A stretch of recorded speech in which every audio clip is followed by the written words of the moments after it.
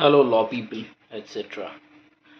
Today we are going to understand the concept of judicial activism, judicial overreach. We are going to understand the differences between the two, the meaning, what is their potential scope, and what else is included in these two concepts. The concept of judicial overreach was judicial activism basically was introduced by Arthur Schlesinger Jr. in USA in 1947. In India, this concept was taken over by Justice P.N. Bhagwati and Justice Krishna Iyer. What it means basically? It means the proactive role taken by the judiciary, in turn the judges, to assure that the rights of citizens are secured and justice is promulgated in the proper manner in the society among the citizens. It might sometimes be referred as judicial dynamism. We can also say it is the antithesis of judicial restraint. For that, we have to understand what is judicial restraint. Judicial restraint is when, despite knowing that the statute, if applied correctly, might not get the result the judiciary wants or a particular judge understands in his point of view, he takes the restraint and applies the law the way it is supposed to be applied by the legislature.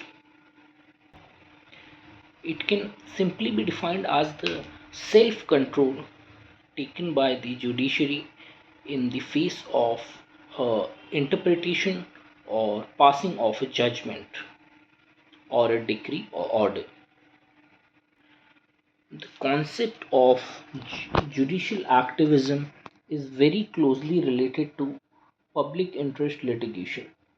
Public interest litigation is litigation which is filed by most by anyone, even a third party which is not directly involved with the case, for the benefit of society or the protection of rights. For example, we can see the PIL fight by just retired Justice Puttoswamy for right of privacy.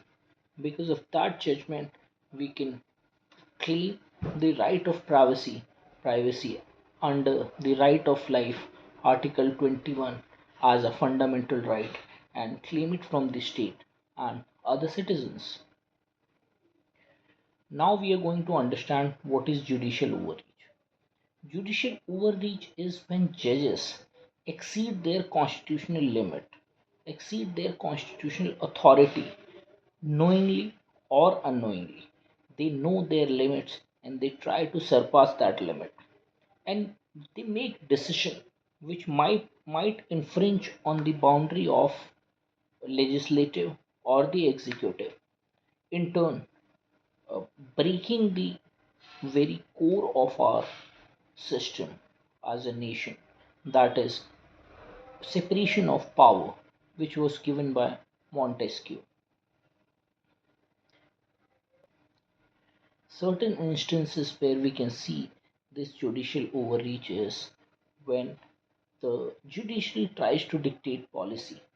The argument could be made that they are right or they are wrong, but going over their own limits is something which is not expected from the judiciary, because it is a very important pillar of the state among the three pillars which we have: judiciary, legislative, and executive. Sometimes they override the legislative intent, meaning the legislature has formed a law based on a particular intent, and if there is judicial overreach, it might happen that they broke the very legislative intent with which the statute was formed. Judicial overreach is a very criticized topic. It basically disregards certain very important functions which we have come to realize under the judiciary, like the judicially restraint which the judiciary must follow. because the most important job, other than preserving the fundamental rights of the citizen, is of the judiciary to preserve the statutes, preserve the constitutional values through the legislations which are passed by the elected members of the parliament.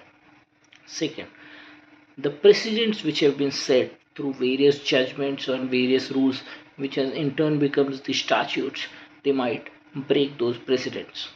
Third, the most important one, which we gather from Article 50, the separation of power, as we have discussed previously.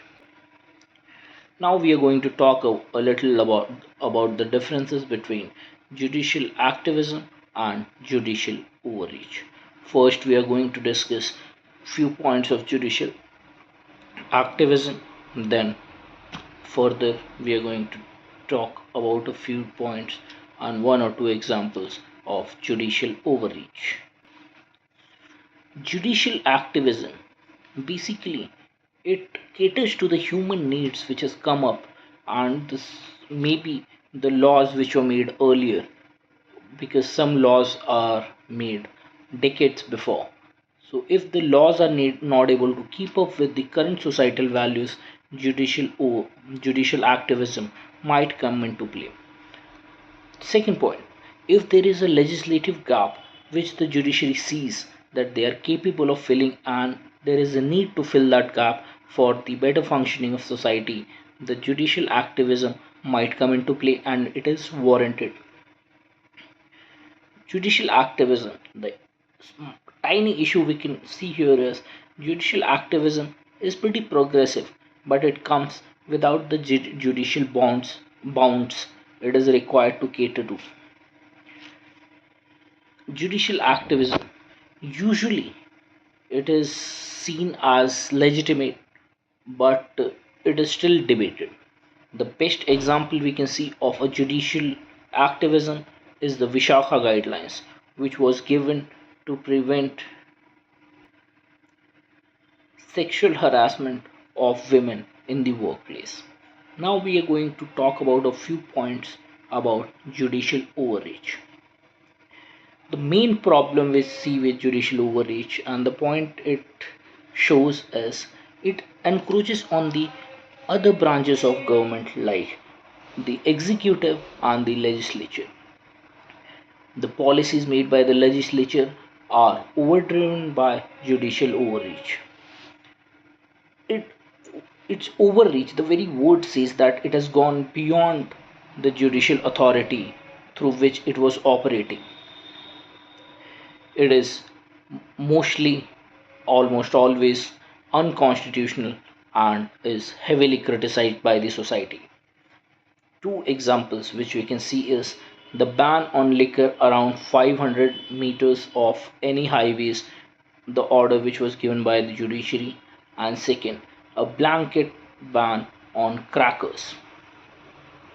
A few cases which we can cite, uh, one is P. Ramachandra Rao versus State of Karnataka.